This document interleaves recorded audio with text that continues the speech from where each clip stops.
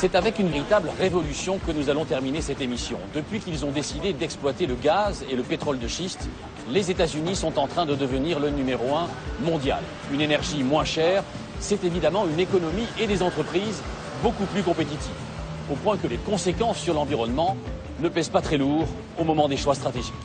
Regardez le reportage de Sophie Roland et Gary Grablet.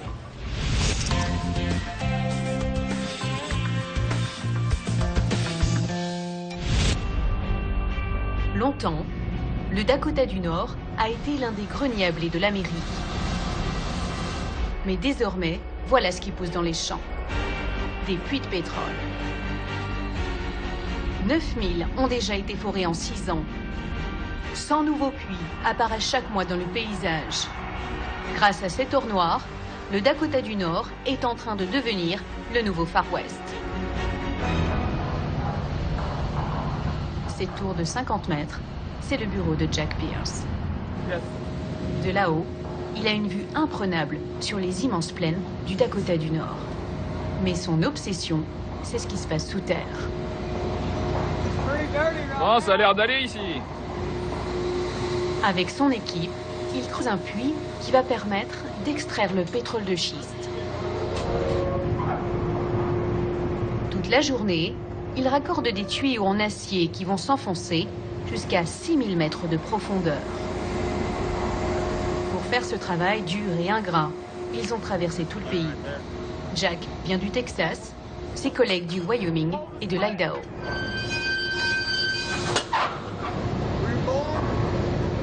Vous voyez, on assemble des tuyaux, on les colle entre eux et on creuse. C'est facile. C'est de l'argent facile. Hey Glenn, t'es payé combien toi? Pas mal, 4500 € par mois. Et c'est le gars le moins bien payé ici. Ce travail ne demande pas de formation particulière, même pour Jack, le chef d'équipe, qui gagne 7600 € par mois. On travaille 14 jours d'affilée et on retourne chez nous 14 jours.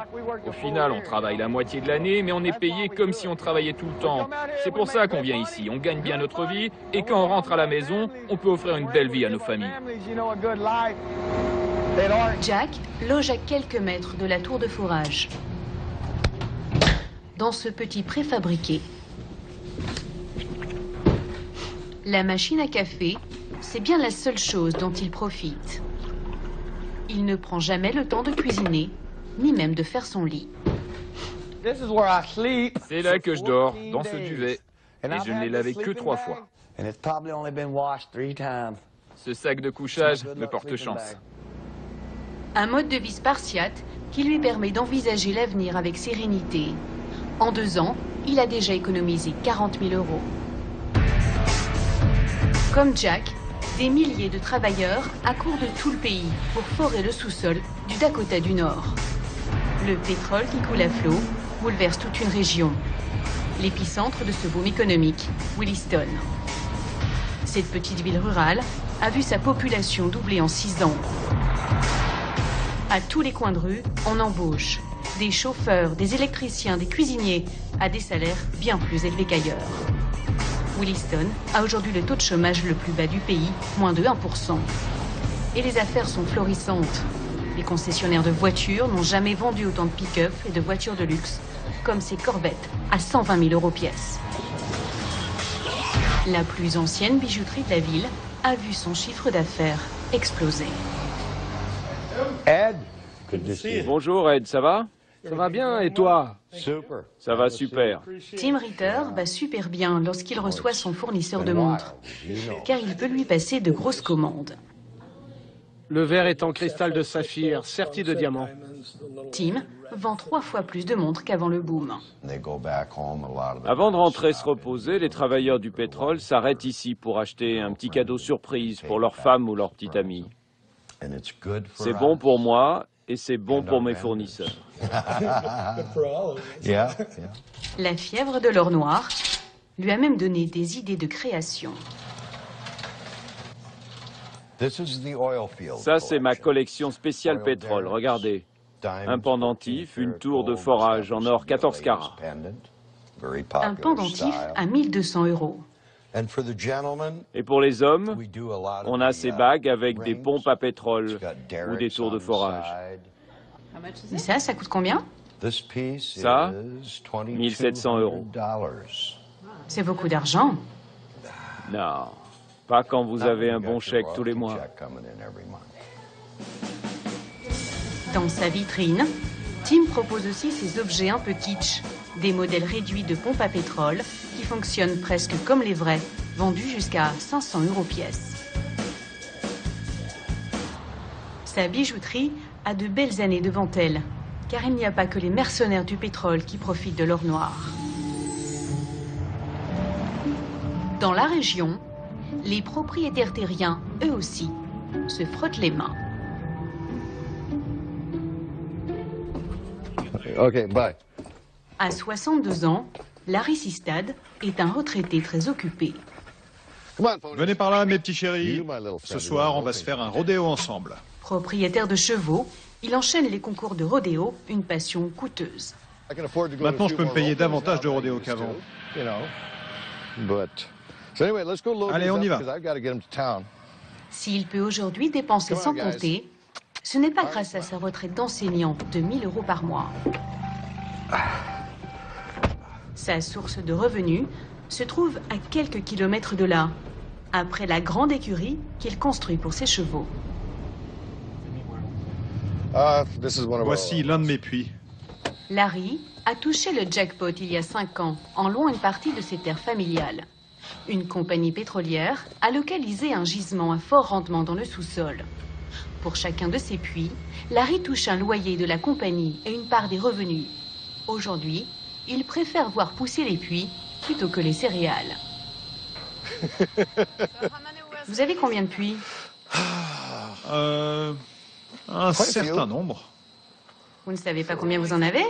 Non, je sais pas. Mais c'est un bon plan retraite, en tout cas. Combien cela vous rapporte à la fin du mois? Plus que ce dont j'ai besoin. Vous pouvez me donner un montant précis? Non, Pourquoi? on parle pas de ça dans ce pays.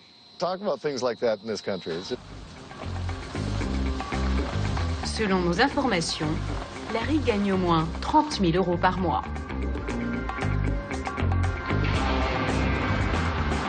Les natifs du Dakota du Nord n'aiment pas étaler leurs dollars. Mais ceux qui viennent des autres États tenter leur chance ont moins de scrupules. Hey, Shackleton! Dans ce restaurant, il appelle les serveurs par leur prénom. Car ici, Denis Pacifico est le boss. Hey les gars, je vous ai manqué? Activez-vous et montrez que ça travaille dur ici. Il y a 1 an à peine, il était restaurateur en Arizona, un État frappé par la crise. Là-bas, son établissement était désert. Dennis a ouvert ce restaurant à Williston il y a 5 mois et il ne désemplit pas. Comment ça se passe, les gars? Steak, steak, steak. Vous êtes les clients les plus faciles que j'ai jamais eus. On vous réserve cette table tous les jours. Si je suis venu à Williston, c'est pour la même raison qu'eux. Gagner de l'argent. Et ses affaires marchent tellement bien que Dennis a ouvert 4 restaurants en 1 an. Vous voyez l'enseigne jeune? C'est l'un de mes restaurants. Il fait 2,5 millions d'euros de chiffre d'affaires. C'est vraiment bien.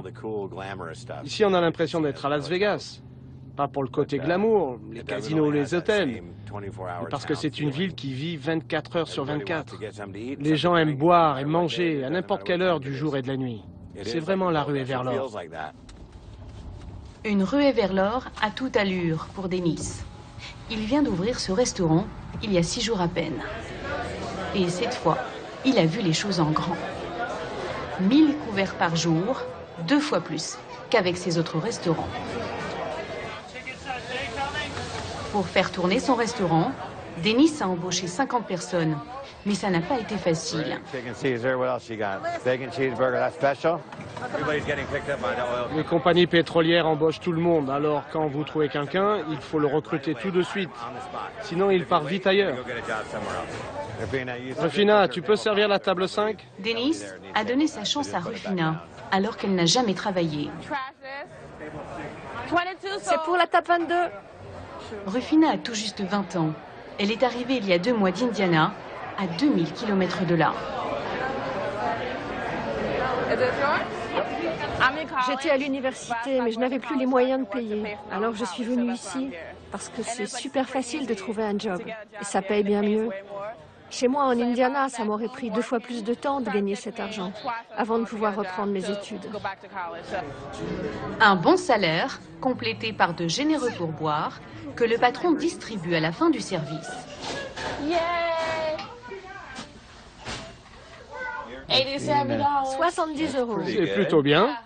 70 € ce soir, mais parfois, les pourboires grimpent jusqu'à 400 €. Tout le monde gagne beaucoup d'argent ici. En moyenne, 7 000 € par mois. Devant une addition de 200 €, les clients ne regardent pas. Ils sortent la carte bleue tout de suite. C'est la mentalité ici. Bien joué, boss. C'est toi qui as fait tout le boulot. Presque 2 mois après son arrivée, Rufina gagne déjà plus de 2 000 € par mois. Décrocher un job bien payé à Williston est plutôt simple. Se loger est plus compliqué. Car la fièvre de l'or noir a décuplé le prix des logements. La ville n'était pas préparée à un tel afflux de population. Alors, beaucoup de travailleurs du pétrole sont logés dans ces immenses préfabriqués montés à la va-vite autour des puits. Ou encore dans ces camping-cars installés sur des terrains vagues. Les autres, ceux qui cherchent à louer un appartement, doivent dépenser beaucoup d'argent. Salut tout le monde. Après des semaines de recherche, Rufina a fini par trouver une place dans ce 2 pièces. 1 900 € de loyer qu'elle partage avec 3 colocataires. L'une a sa chambre, moi j'en partage une autre, et une autre fille dort sur le canapé. Pour cette chambre, Rufina paye 700 € par mois. C'est très cher ici. En Indiana, je payais 435 € pour 2 chambres et 2 salles de bain. Ici, il y a 2 chambres et une seule salle de bain. À Williston, ville perdue dans le nord du Dakota, le mètre carré est aussi cher qu'à Paris ou Miami. La ville essaye de rattraper son retard de construction. Logements, routes, elle lance de grands travaux investis à tout va. Car l'argent public ne manque pas. Au bureau du gouverneur, Pamela Sharp gère le budget de l'État du Dakota du Nord depuis 10 ans, et notamment les impôts versés par les compagnies pétrolières. Je vais vous montrer le montant des taxes pétrolières qu'on percevait il y a 10 ans et celles qu'on va toucher cette année.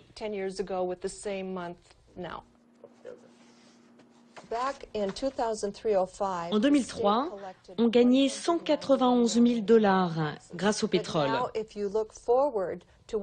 Et cette année, soit 10 ans plus tard, on va percevoir 5 milliards de dollars de taxes pétrolières. L'équivalent de 4 milliards d'euros. Les revenus du pétrole ont été multipliés par 27. Notre budget était en excédent d'1 milliard de dollars l'an dernier. On a mis 5 milliards de dollars de côté et on a un fonds spécial qui devrait rapporter 2,5 milliards de dollars pour les générations futures. Vous êtes vraiment les grands gagnants de ce boom pétrolier. Oui, nous sommes les grands gagnants. Et ce ne sont pas les seuls. Le boom pétrolier profite à toute l'économie américaine. Car la production du pétrole et du gaz de schiste a fait chuter les prix de l'énergie de 30%. Un gain de compétitivité considérable pour les entreprises, grosses consommatrices d'énergie, comme dans l'automobile, la sidérurgie ou la pétrochimie. De plus en plus de groupes comme General Electric ont relocalisé leur production sur le sol américain. Ils en font même un argument promotionnel. Les emplois sont de retour, c'est génial. Des entreprises étrangères profitent aussi de ce boom pétrolier. Parmi elles, plusieurs sociétés françaises. La route est flambant neuve, comme l'usine. Aux manettes, Antonio Villela, un Brésilien qui travaille pour Saint-Gobain. Le groupe français fabrique ici du propan, un produit chimique réalisé à partir de cette terre de bauxite. Le propan, un produit indispensable pour extraire le pétrole de schiste. Voilà le propan. C'est vraiment un produit miracle, parce qu'il contribue à la croissance de toute l'économie. Depuis 5 ans, les commandes de ces petites billes explosent. Une aubaine pour le groupe français. Pour doubler sa production aux États-Unis, Saint-Gobain investit 80 millions d'euros dans cette usine et crée 120 emplois. Le marché n'a cessé de croître ces dernières années. En moyenne, plus 12 à 15% chaque année. Notre croissance reflète ce qui se passe sur le marché et c'est pour ça que nous devons continuer à grossir et à investir. De la croissance, des emplois, le retour du rêve américain, il y a pourtant une ombre à ce tableau idyllique. La voici. Le nouveau Far West est dangereux pour l'environnement. Retour sur la plateforme de forage avec Jack Pierce. Allez, petit tuyau. Continue de descendre. À première vue, percer un puits de pétrole a l'air plutôt facile. En réalité, pour creuser aussi profondément, il faut injecter beaucoup de produits. Voilà, ça c'est les produits qu'on utilise pour forer. C'est des produits chimiques? Ouais. Voyez là par exemple, on utilise ce lubrifiant, c'est comme de l'huile. Vous savez, quand vous devez creuser à 3000 mètres de profondeur, c'est très difficile. Alors on utilise ce liquide pour faciliter le forage. Et pour forer, ils utilisent plusieurs produits chimiques différents. Ces produits, mélangés avec de l'eau, passent ensuite dans ces grands tuyaux pour être injectés dans le sol. Au fur et à mesure de l'avancée du forage, de la terre mélangée aux produits chimiques remonte à la surface. Ces déchets doivent ensuite être recyclés. Dans certains États, les écologistes tirent la sonnette d'alarme sur le danger d'injecter des produits chimiques dans le sous-sol et sur les carences du recyclage, au risque de contaminer les sols et les nappes phréatiques. Mais dans le Dakota du Nord, difficile de trouver des habitants qui acceptent d'en parler. Une seule personne a bien voulu nous rencontrer. Renée, une agricultrice qui exploite 2500 hectares de blé. Ces terres sont dans la famille depuis 3 générations. Cette terre a une valeur sentimentale pour moi. Mon père et mon grand-père ont travaillé très dur pour se payer tout ça. Renée et sa famille ont toujours refusé de voir les puits de pétrole sur leurs terres. Mais pas leurs voisins. Depuis 3 ans, une pompe est installée au bout de leur champ. Ça fait partie du paysage maintenant. On n'a pas le choix. Cet été, elle a eu une très mauvaise surprise. Je conduisais, j'allais voir mes vaches et j'ai vu un gros camion en train de déverser du liquide sur le sol.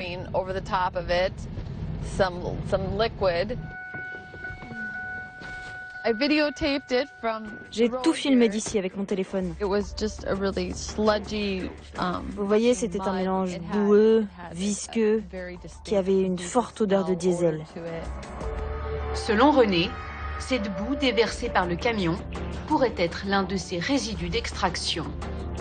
Pour les écologistes, le cas de Renée est loin d'être isolé. Dans le Dakota du Nord, ils ont recensé plus de 1000 cas de rejets sauvages dans la nature. Ici, cela n'émeut pas grand monde. Les gens qui travaillent dans l'industrie pétrolière sont aveuglés par l'argent. Tout ce qu'ils voient, c'est les dollars et ils se fichent pas mal des conséquences pour l'environnement. C'est triste, parce que quand il n'y aura plus de pétrole, ils seront partis. Et nous, on sera toujours là, à récolter et vivre de nos terres. René le sait, les États-Unis sortent à peine de la crise économique. Les menaces à long terme sur l'environnement ne pèsent pas lourd face aux profits immédiats. Le Far West n'a pas fini de s'étendre. 50 000 puits de pétrole devraient être forés dans le Dakota du Nord dans les 20 ans qui viennent.